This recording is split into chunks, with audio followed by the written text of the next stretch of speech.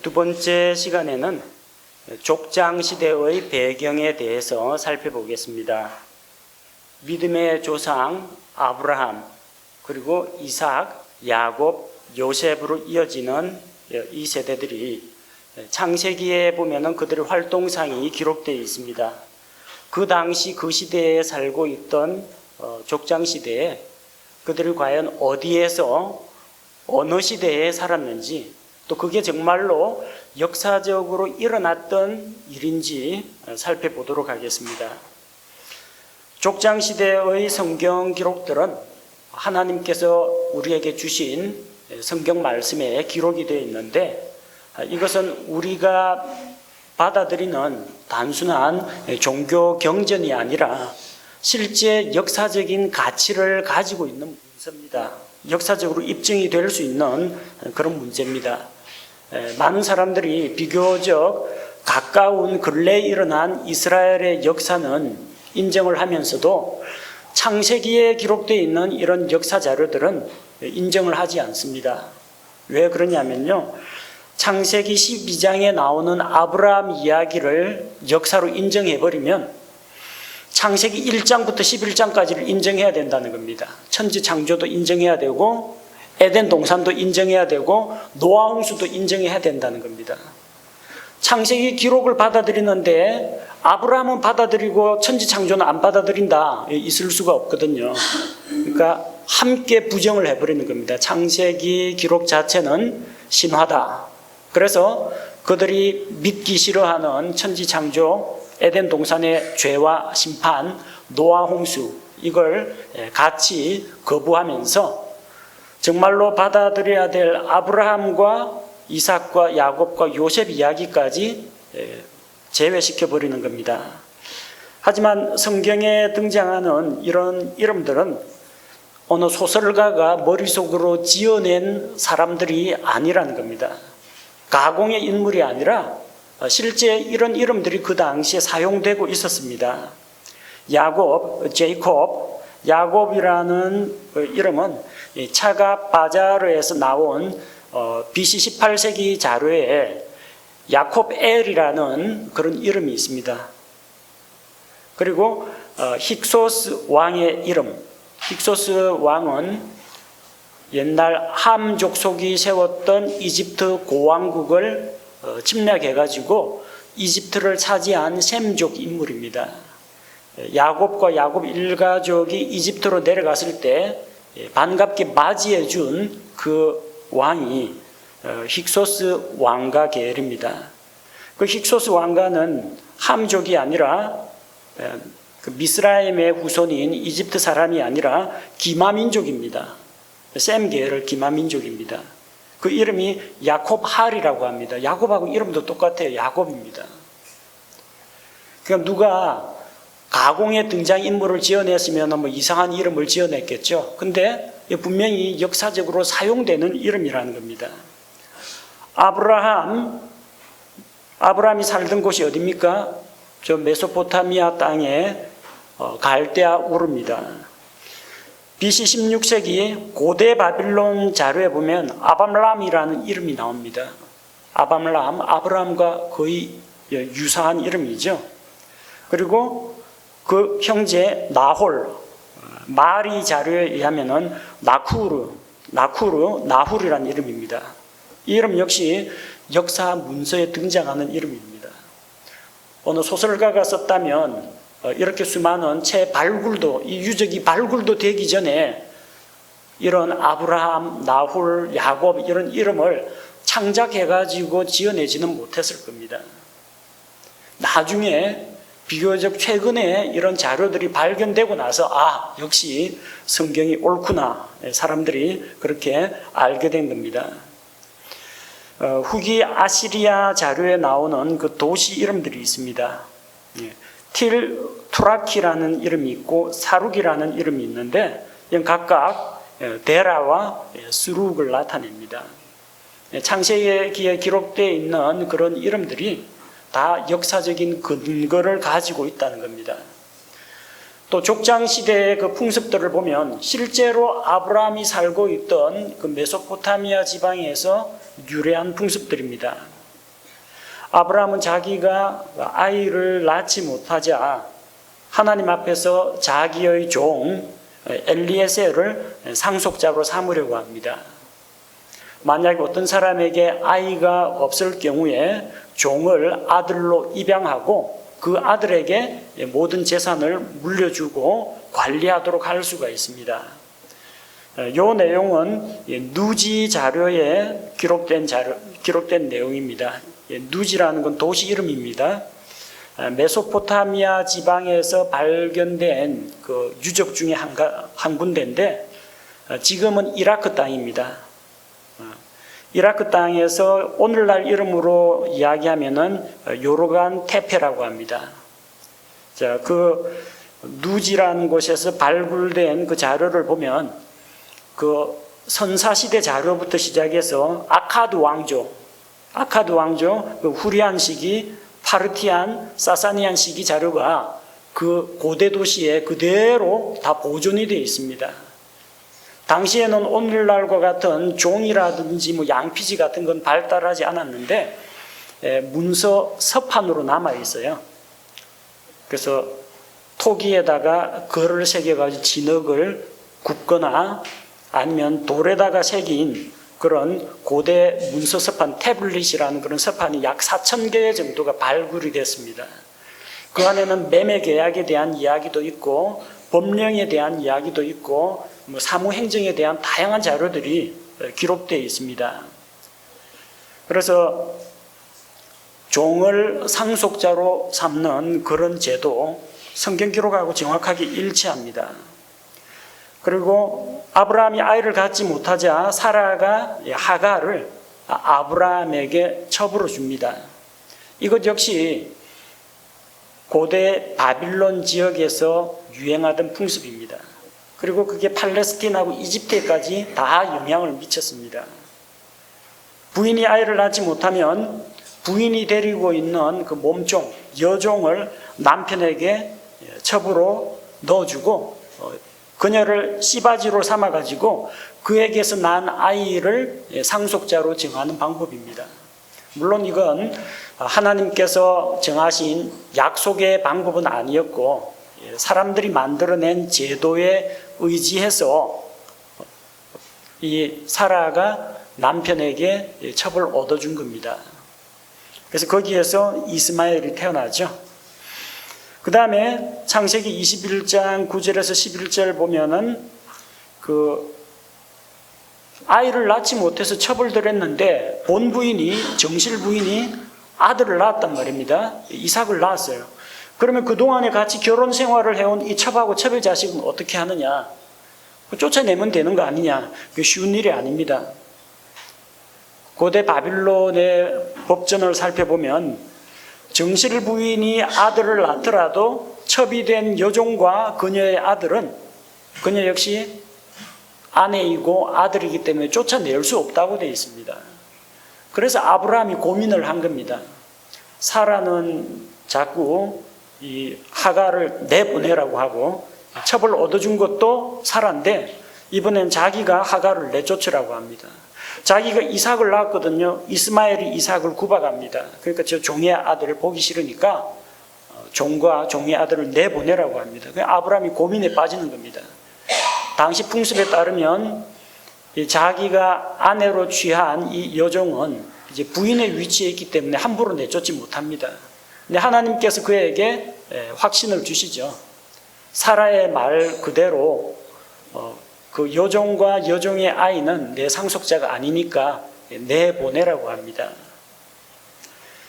창세기 31장 19절에 보면은 야곱이 라반의 종살이 하다가 이제 자기 고향으로 돌아가려고 합니다.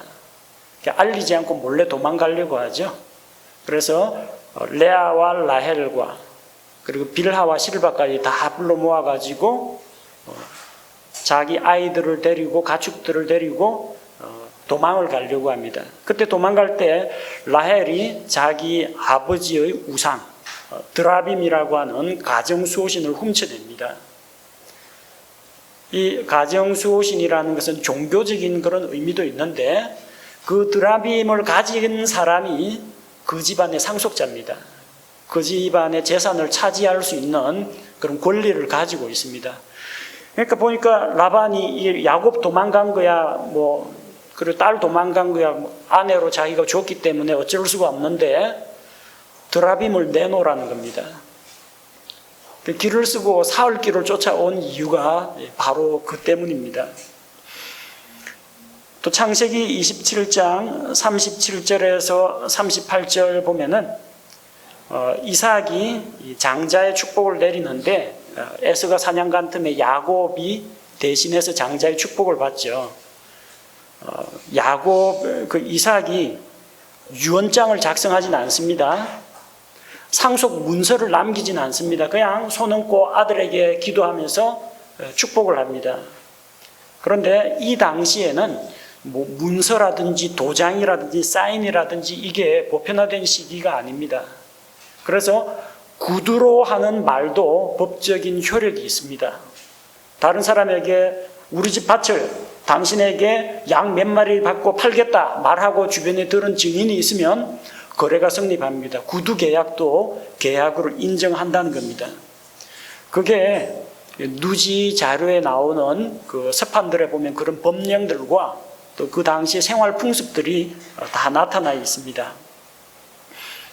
당시 이 족장들이 살고 있던 팔레스틴 땅에는 인구가 그다지 많지가 않았습니다. 그래서 아브라함은 그 많은 가축대를 몰고 다니면서 자유롭게 원하는 곳에 장막을 치고 유목 생활을 했습니다. 물론 마을이 있었습니다. 마을이 있지만 마을에 이게 성과 성문을 만들고 출입증을 조사를 하고 거주하려면 그 지방 영주나 촌장의 허락을 얻어야 되고 그런 건 아닙니다. 땅이 원체 넓고 인구는 적기 때문에 누구든지 풀밭에다가 그냥 양을 풀어놓고 먹이고 풀 떨어지면 다른 지역으로 자유롭게 이주할 수가 있었습니다. 팔레스틴 지역의 고고학적인 발굴 자료들을 살펴보면 또 고대 이집트의 문헌 자료들을 살펴보면 BC 22세기에서 BC 19세기까지는 그 땅에 인구가 극히 희박했다고 합니다. 물론 몇 개의 도시들은 있었습니다. 성경에 나오는 도단, 세겜, 베델, 예루살렘 이런 도시들은 존재했습니다.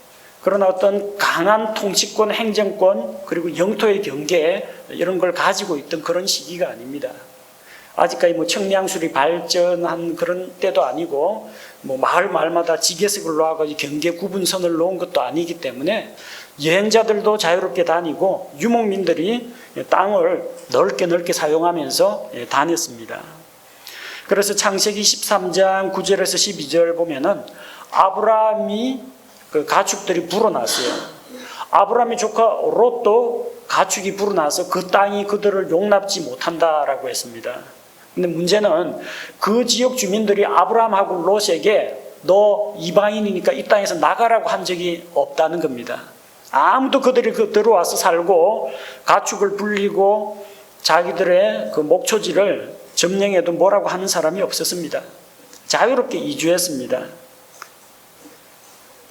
누가 그 땅에서 떠났느냐 하면 아브라함과 롯이 같이 있으니까 문제가 생겨요.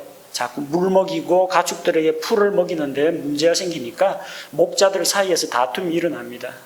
그래서 아브라함이 롯에게 가고 싶은 곳으로 먼저 가라고 했습니다. 그럼 자기는 다른 쪽 방향을 선택하겠다고. 그래서 롯은 사해 근처 푸른 풀밭이 있고 물이 많은 그 지역으로 이주했습니다. 지금이야 그 땅이 황폐하게 변했지만 그 당시만 하더라도 사해 근처 요르단 계곡 지역에는 많은 도시들이 형성되어 있었습니다. 왜 도시들이 형성되어 있느냐? 물이 있는 곳 중심으로 도시가 형성됩니다. 오아시스가 있든지 강이 있든지 바닷가든지 물이 있어야 사람이 삽니다. 물이 있어야 농사를 짓고 물이 있어야 가축을 키웁니다. 그 당시에 이 많은 도시들이 요르단 계곡 쪽에 형성되어 있었다는 겁니다. 그쪽을 바라보고 롯은 그리로 떠났습니다.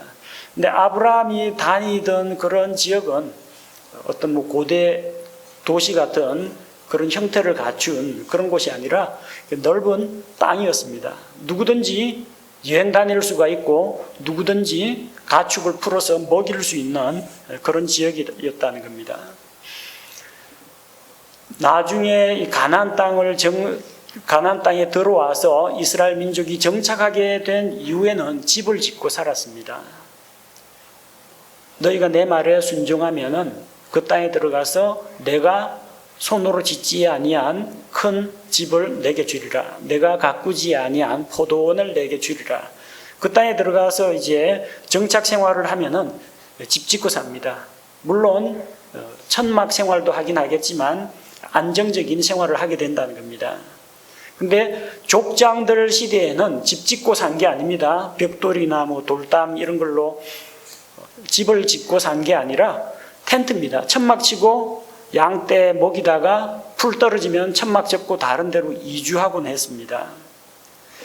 자, 그러다 보니까 유목 생활을 하는 사람들은 이동이 아주 잦습니다. 헤브론에 있다가 저 위쪽에 세겜 땅까지도 올라갑니다. 양떼 몰고. 모세도 미디안 광야에서 양을 치일 때 시내산이 있는 데까지 쭉 양떼를 몰고 다니면서 유목 생활을 했습니다. 즉 그러다 보니까 이제 족장들은 장거리 여행을 하는 일들이 상당히 많았습니다. 얼마나 먼 거리를 이동했는지 보십시오. 아브라함이 갈대아우르 메소포타미아 평야, 그 메소포타미아 티그리스 강이 만나는 그 하류 지역에서 강을 거슬러 쭉 올라와서 남쪽으로 내려와서 가나안 땅으로 들어가기까지, 가나안 땅 남쪽까지 여행하는 거리가 약 1600km입니다. 서울 부산 간 거리를 약 400km로 잡으면요, 그거 4배입니다. 고속버스 타고 간 게 아니고요, 열차 탄 게 아니라 양떼를 천천히 몰면서 가는 겁니다. 달리기도 아니에요. 말 타고 뛰는 것도 아닙니다. 그럼 양떼가 못 따라와요. 어린 양들도 데리고 가야 되기 때문에 양들 걷는 속도 아시죠? 그 속도로 1600km를 가야 됩니다. 그런데 장거리 여행을 그렇게 했다는 겁니다. 아브라함의 늙은 종이 이삭의 신부감을 구하러 하란까지 올라가는데, 바단 아람까지 가는데 644km를 갔습니다. 낙타 타고, 낙타 끌고 거기까지 갔습니다. 장거리 여행이죠. 야곱은 에서를 피해서 부엘세바에서 하란, 그 바단 아람까지 갔다가 헤브론으로 돌아왔습니다. 왕복 여행했습니다. 엄청난 거리입니다. 고대에는 이런 장거리 여행이 보편적이었습니다. 성경을 안 믿는 사람은 야, 고대인들이 무슨 1600km, 600km 이걸 이렇게 여행을 다닐 수 있느냐 하는데, 고대 문헌에는 이렇게 고대에도 먼 곳까지 장거리 여행을 했다는 기록들이 남아 있습니다.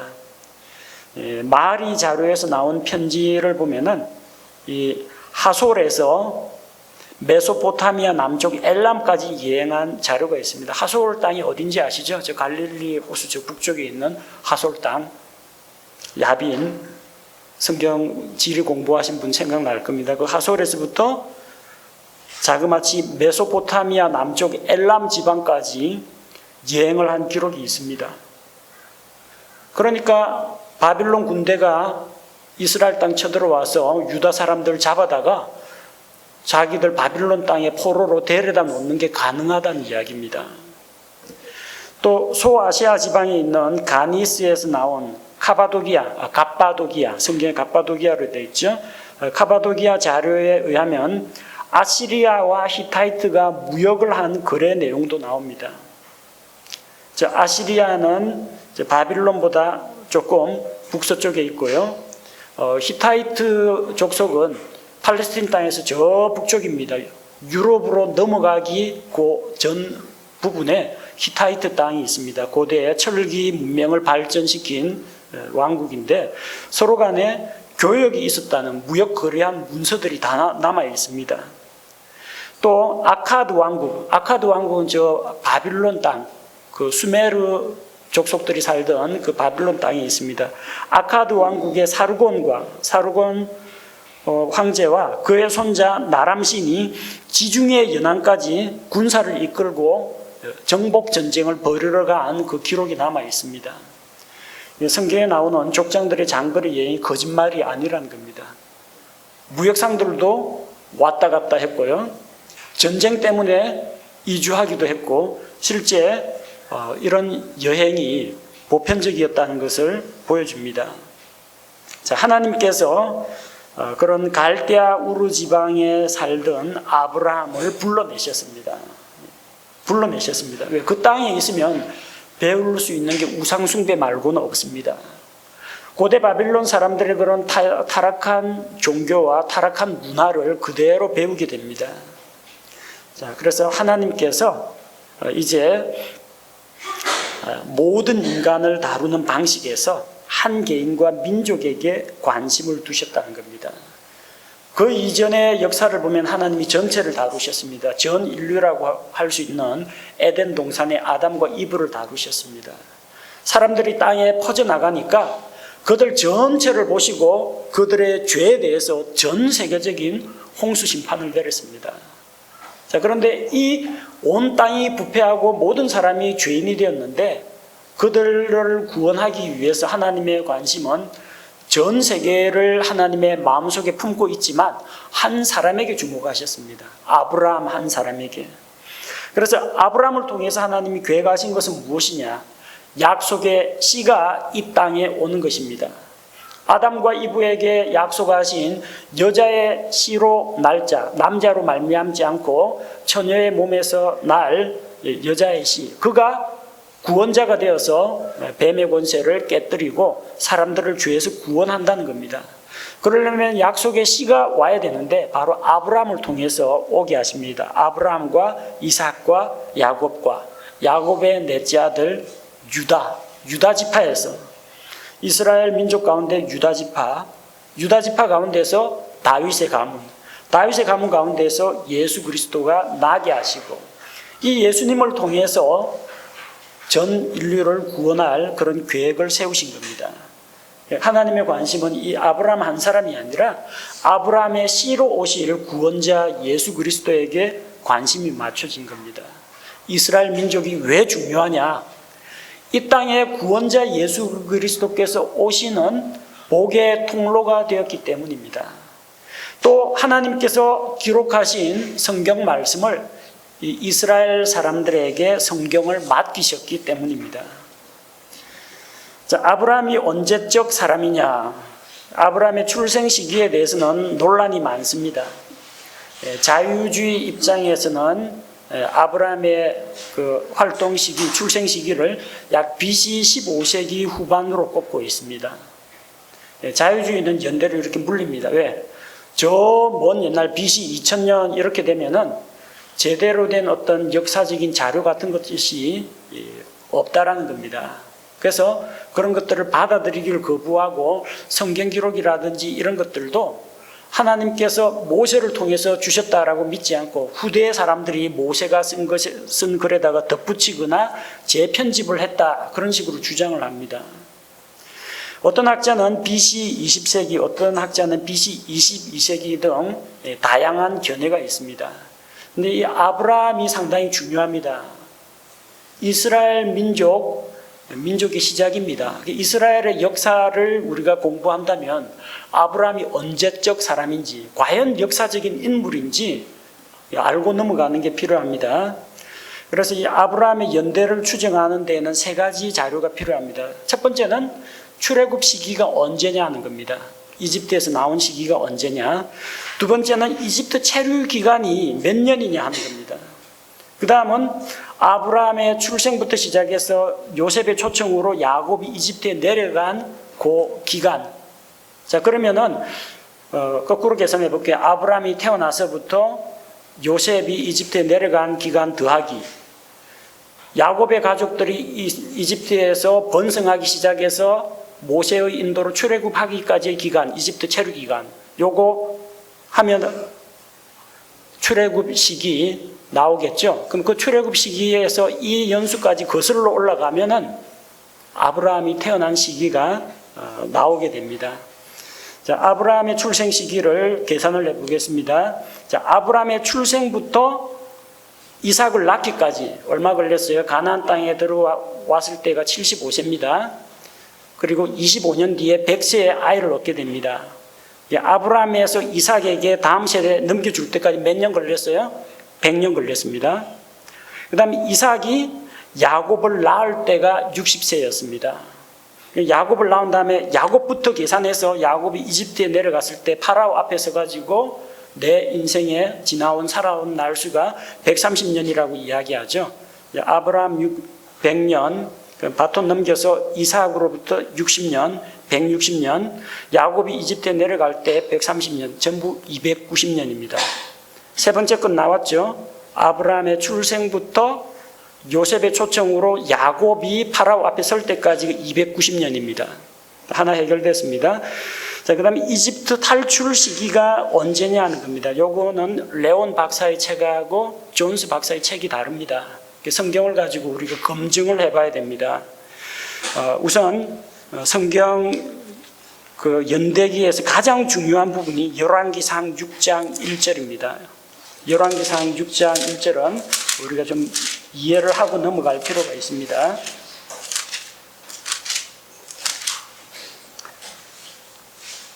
열왕기상 6장 1절 이스라엘 자손이 이집트 땅에서 나온 지 480년이 되는 해 곧 솔로몬이 이스라엘을 통치한 지 4년이 되는 해 12월 즉 둘째 달에 그가 주의 집을 건축하기 시작하였더라. 이게 결정적인 단서입니다. 연대하시겠습니까? 이스라엘 자손이 이집트에서 나온 지로부터 480년 되는 때가 솔로몬 통치 4년이라는 겁니다. 솔로몬 통치 BC 1015년, 솔로몬 통치 4년, 곧 예루살렘 성전 건축이 시작된 게 BC 1012년입니다. 자, 그래서 거기에다가 480년만 얹어주면은 출애굽 시기가 나온다는 겁니다. 자, 근데 여기서 한 가지 우리가 주의해야 될 게 이집트 땅에서 나온 지로부터 예루살렘 성전 건축 시작하기까지가 480년입니다. 정확하게 말하면 479년입니다. 왜 그런 차이가 있느냐면요. 이집트 땅에 나왔을 때는 니산월 아비볼 1월 달에 나왔거든요. 1월 14일 6월절, 1월 15일 그 다음 날 무교절 시작된 날 1월 15일 날 나왔어요. 그럼 1월 16일부터 30일까지 보름 15일입니다. 근데 솔로몬 전 건축한 거는 둘째 달 15월, 그 둘째 달 2월 초하루에 시작했습니다. 그러니까 16일, 480년이 아니고요. 479년 16일입니다. 16일을 가지고 1년으로 계산하면은 곤란하다는 이야기입니다. 어쨌든 480년 되는 해입니다. 480년이 다 지난 건 아닙니다. 제가 2014년 1월 1일에 이 교회에 왔습니다. 그럼 2017년 2월이면은 몇 년 되겠어요? 2014년 1년 부임했죠? 15년, 16년, 2017년이 제가 4년째 이 교회에 온 날입니다. 그래서 4년 하고 며칠 지났어요? 2014에서 15, 16, 17, 3년하고 한 달 지난 겁니다. 2월 달이라고 가정을 하면은. 4년 차는 맞는데 4년이 다 지난 게 아니고요. 3년하고도 딱 한 달 지난 겁니다. 480년이 아니고요. 479년하고 16일 지난 겁니다. 그러니까 더하기 480 하면 안 됩니다.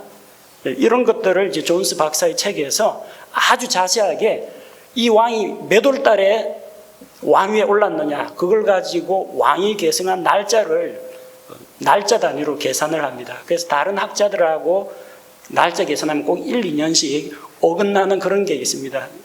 1년이 365일인데 그 1년으로 계산할 건지 날짜로 계산할 건지에 따라서 미세한 차이가 나온다는 겁니다.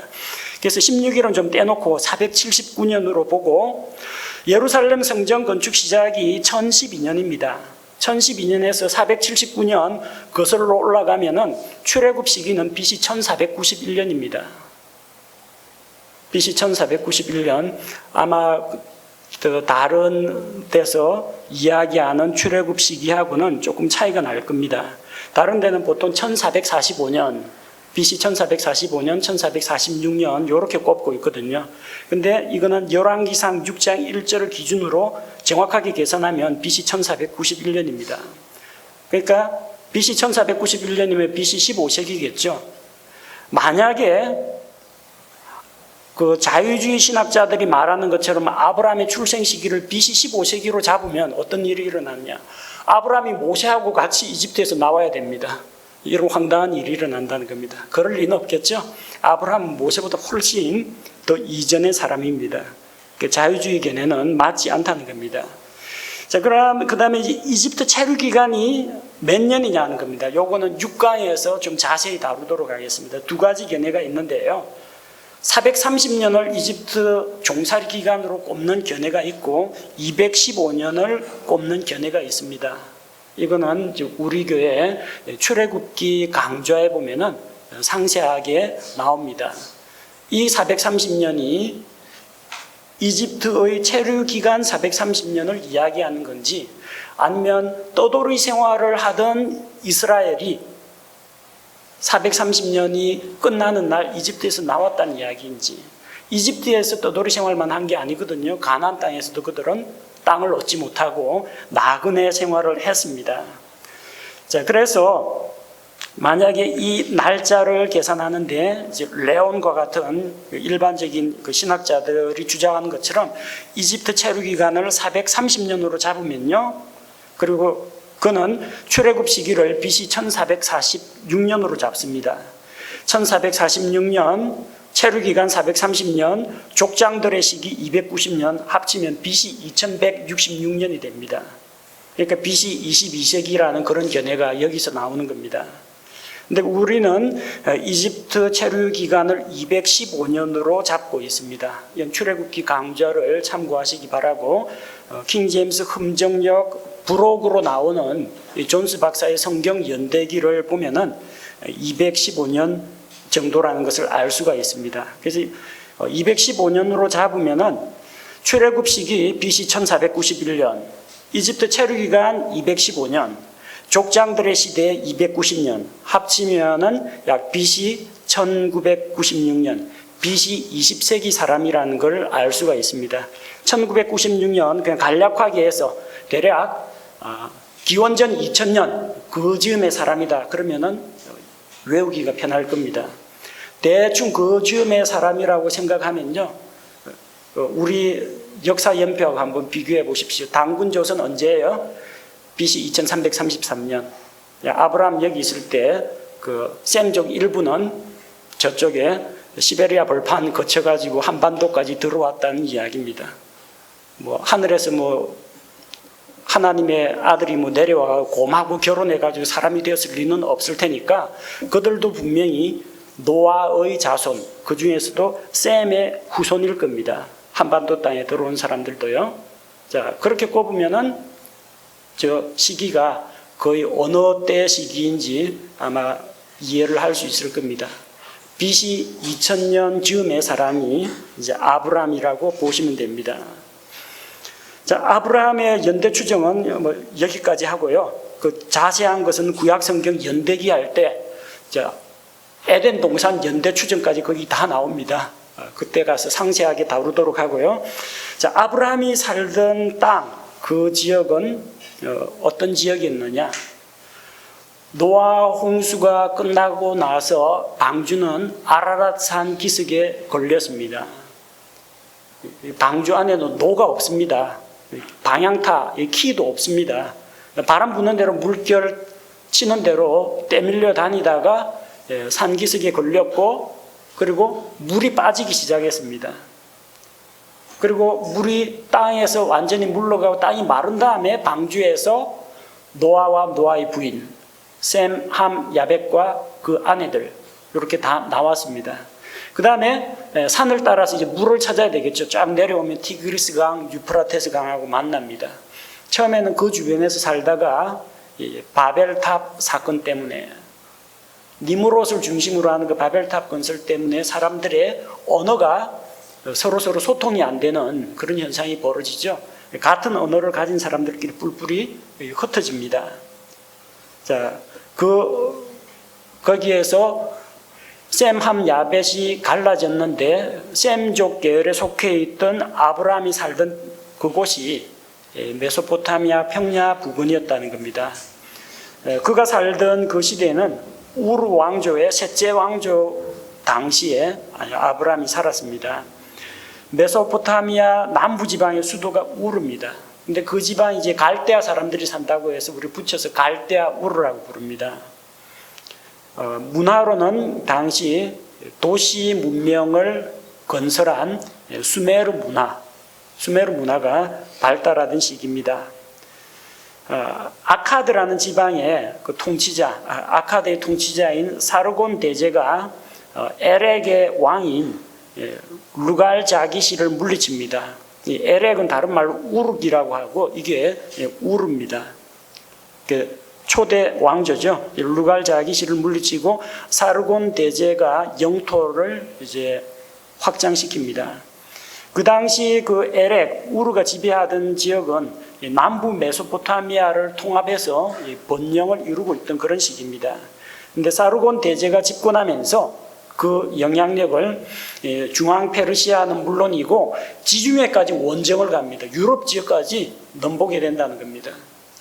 우리는 뭐 알렉산더 대왕이 저쪽에서 거의 유럽과 그리고 메소포타미아 지역 이거를 평정했다. 그건 알고 있는데 고대에도 이런 일들이 있었다는 겁니다.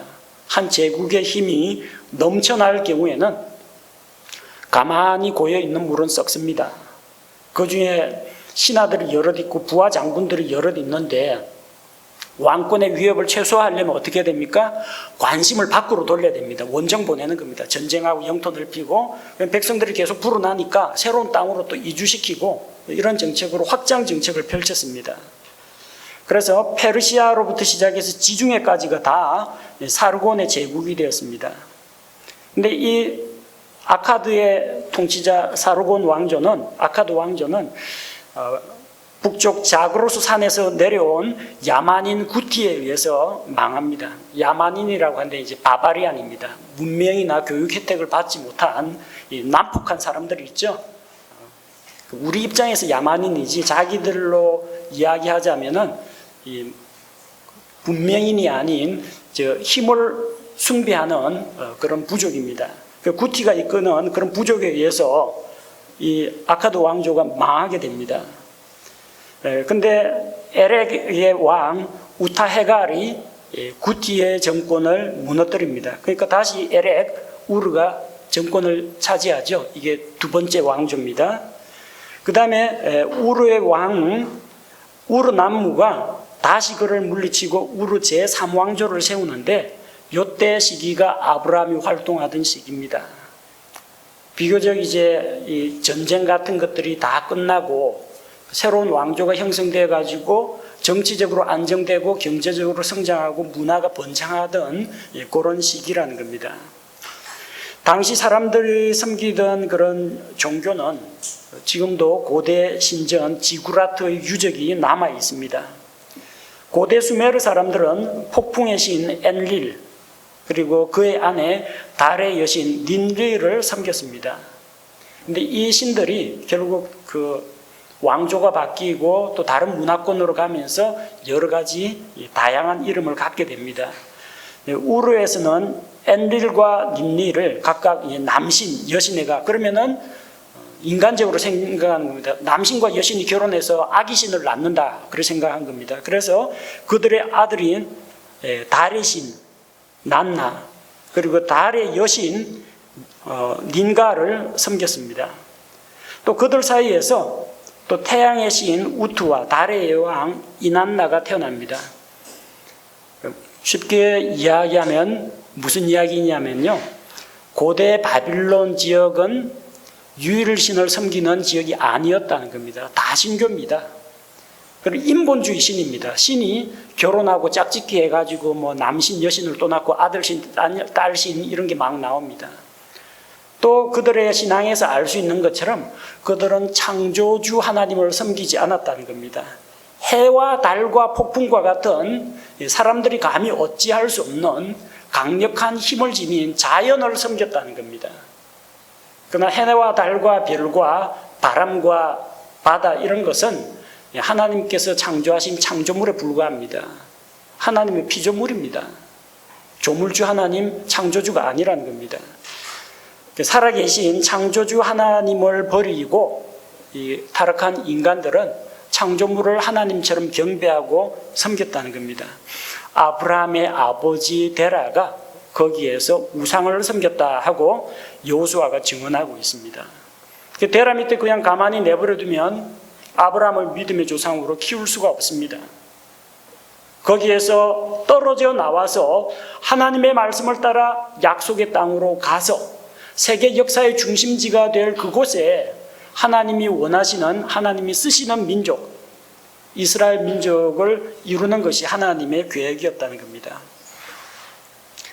자, 이 당시 우르 지방에서 출토된 그런 유물들 살펴보면요, 각종 서판, 문서 자료 이런 것들이 다 남아 있습니다. 그래서 그런 유적 자료를 보면 신에게 바치는 노래, 송가, 그다음에 신에게 드리는 기도문, 법령 이런 것들이 나와 있습니다. 고대 바빌론의 함무라비 법전이나 도서관 유적들이 지금도 남아 있습니다. 이런 것이 있다는 건 뭘 이야기합니까? 사람들이 말을 할 뿐만 아니라 문자를 사용했다는 겁니다. 기도문을 적든지 법령문을 적든지 하려면 글자가 있어야 적죠. 문자가 있었고 문자 기록이 남아 있다는 겁니다. 그리고 큰 기둥에다가 법령을, 포고문을 새겨 놓으면 백성들이 그걸 알아본다는 이야기입니다. 대중에게도 문자가 보급되어 가지고 사람들이 글을 읽고 쓸 수가 있다는 걸 의미합니다. 또 10만 개가 넘는 사업용 장부들이 발견됐습니다. 상거래 장부입니다. 그래서 곡물과 과일, 야채 각각의 명칭이 다 있습니다. 밀과 보리와 수수 각각을 이루는 그 곡식들, 복잡한 명칭들이 다 있어요. 그리고 그 지역에서 재배되는 과일과 야채 목록이 나옵니다. 거래 내역은 이것들 외에도 가축이나 노예들 이런 것에 대한 기록들도 남아 있습니다. 장부가 있다는 걸 뭘 말합니까? 문자 기록뿐만 아니라 숫자를 사용했고 셈을 할 줄 안다는 겁니다. 이걸 얼마에 사가지고 얼마에 팔았다, 얼마가 남았다, 누구한테 얼마를 빌려줬다, 이런 문서가 다 남아 있어요. 수학이 발달했다는 겁니다. 숫자를 가지고 계산을 할 줄 안다는 겁니다. 그리고 계산을 할 줄 안다는 것은 이 단순히 가축을 몇 마리 세는 것뿐만 아니라 곡식이나 고기의 무게를 달 수 있다는 걸 이야기합니다. 쌀과 같은 곡물을 돛박에 담아가지고 이게 몇 리터짜리인지 측정할 수 있는 그런 계량하는 그런 계량법들이 이미 나와 있었다는 이야기입니다.